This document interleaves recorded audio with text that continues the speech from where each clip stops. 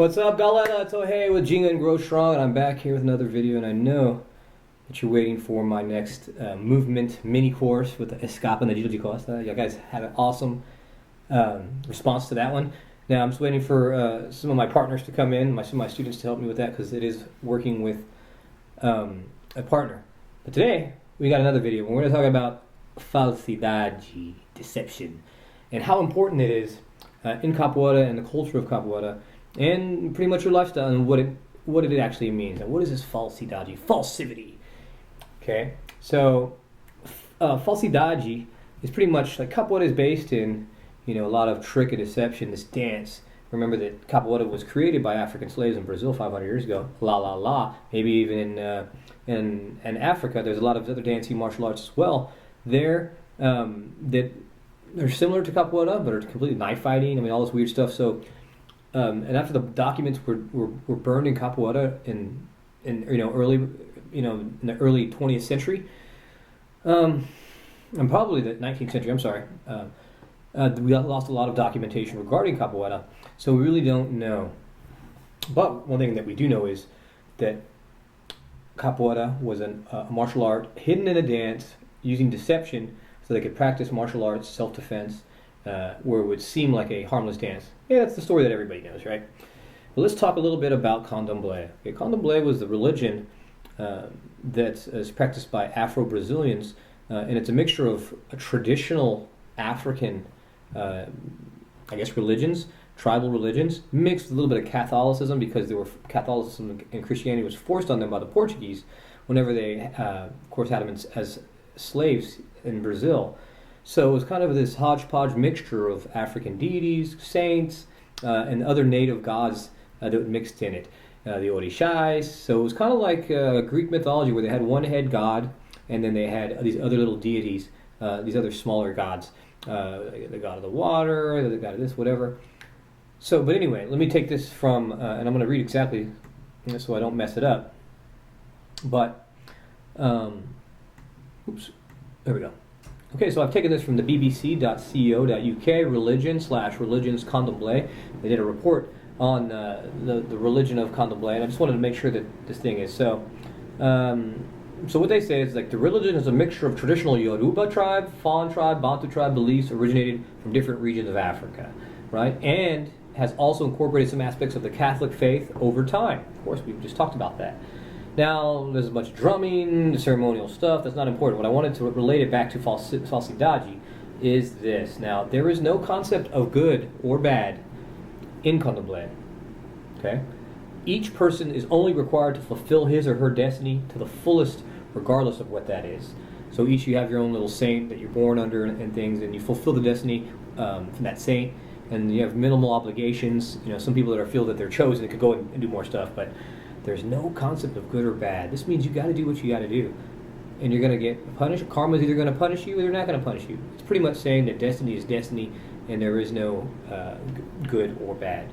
So we take this in when this kind of philosophy that goes in with the slaves, and their feeling, or like the way that they emanated this capoeira, this thing of falsidade. I'm going to talk a little bit more about going past capoeira. But this is the mindset, that they had. That there's no good or bad. You just got to fulfill your destiny, whatever that is. Okay, so that's that. Of course, just on a side note, there's capoeira. Not every capoeira is candomblé. Okay, that was just one little thing. That's where it started. Now there's Christians all over the world. Capoeira for Christianity. The secular. It happens all over the world. Super popular. It has nothing to do with candomblé. But if you have a lot of the drumming stuff, that's where it originated. Some of the African drumming religions. The ceremonial drummings that they do, it's super significant for them. I'll do another video on that as well. But Capoeira is just not all candomblé. Okay, so we're talking about this falsidade, the mentality. Now also let's fast forward to the archeo character, the mythological character, the malandro. The malandro was this playboy guy. You see in the samba schools, you'll see it like danced out. It's like a Michael Jackson moonwalker guy with his zoot suit and his hat, dancing and being amazing. But he's pretty much a playboy. That's what a malandro is. A bad boy. Okay, he's a bad boy. He's winning the hearts of women. He's a womanizer. He's a dancer. He's smooth. He lives kind of like Odysseus by his wits, and he escapes. And he's a thief. and he's he escapes with his wits, and he knows how to survive on the streets. So this is the same thing of Falsidade. Now let me take you back to a Capoeira song, which relates exactly to that and what I'm talking about, Falsidade. Okay, so this is a quote. I mean, this is a song lyric from one of my most favorite songs called Malandragem by Professor Capo. I think this is who translated it. Anyway, it goes like: Malandragem, só sai daqui quando essa roda acabar. Seu mestre dizer yeah, você cavaleiro tocar. Capoeira é antiga arte, foi o negro inventado. Me diga quem é brasileiro e não tem pouco de malandro. Oh malandro, malandro, é malandro. So on and so forth. But I want to tell you the last part is what the most important part, the iconic part, which deals with the malandro and falsidade. Okay? Me diga quem é brasileiro e não tem pouco de malandro. It means, tell me whoever's Brazilian and doesn't have a little bit of malandro in them, a little bit of a bad boy in them, trickster, So it's exactly what I'm talking about. This falsidade, this cultural thing that was bred inside the capoeira, initially from capoeira, and emanates in a lot of the Afro-Brazilian culture and Afro-slave culture, Afro-Brazilian slave culture as well, and this is where it came from. Okay, so I'm building up the backstory so you can understand what I'm getting at. Okay. And another thing that when I was in Brazil, we had a conversation one time, and my mestre advogado, we were talking, I forgot with who, I think another mestre, it could have been Gabas Dunga or someone else. Maybe he was talking with somebody on the bus, we were talking about capoeira, and he was saying, this in Portuguese, he was saying like, quem quer saber a história da capoeira em Brasil? A história do Brasil é capoeira, which means, if you want to know the history of capoeira in Brazil, the history of Brazil is capoeira. Wow, now it's deep, and it was so poetically said. So forgive me if I said it wrong, because I think it's an old saying, but it's so deep. And you could go back and check. The slaves were brought from Africa. That's and they became part of the culture. I mean, everybody knows that capoeira, liberated the slaves in the quilombos. You know what I mean? Using that martial art to help them escape and live in the forest in these quilombos. And then it developed from there. So everybody knows that there's this culture going through there. But this is deep, because if you've watched the movie Pelé, it was recently released maybe six or 7 years ago, and it has that as well, the Ginga style football.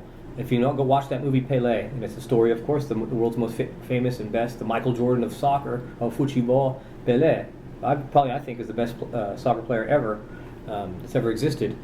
So, and it was a story about how the Afro-Brazilian style football was very flamboyant, dribble in the box, ginga, and they were kind of not persecuted, but they were kind of discriminated against by the European style of football, which was pass, ball control, pass it around, and they ended up going and winning, and Pelé was doing amazing. A 17-year-old kid winning World Cups and going on to win other World Cups and just be amazing.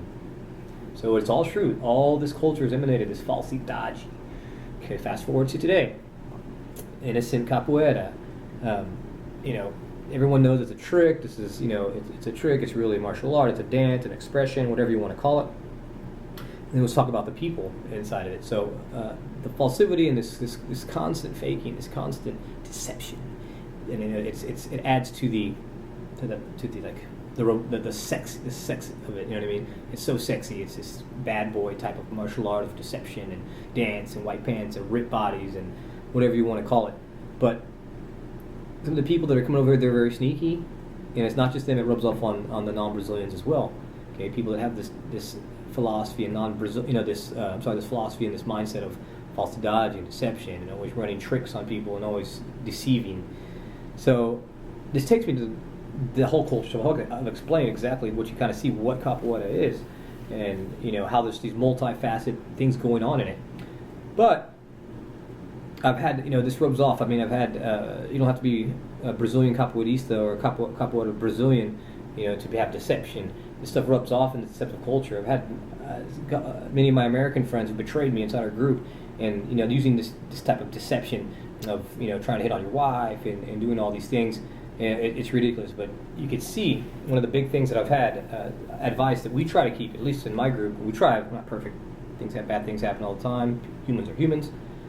The thing about more of a traditional martial art focus, respect, discipline, honor, all that stuff, self-improvement, life improvement. These are the things that you should take away from it. But as one of my other mentors, my big-time mentors, Master Furakawa, always watch your back, which means watch everybody. Watch him, watch them. Doesn't mean to be paranoid, but just make sure that you keep your eye on everybody. Whether they're Brazilians, whether they're capoeiristas, whether they're jiu-jiteiros, whether they're your friends, Americans, it doesn't matter. Do what you're going to do, live your best life, and don't trust these people that you can't trust, or that you suspect that you can't trust.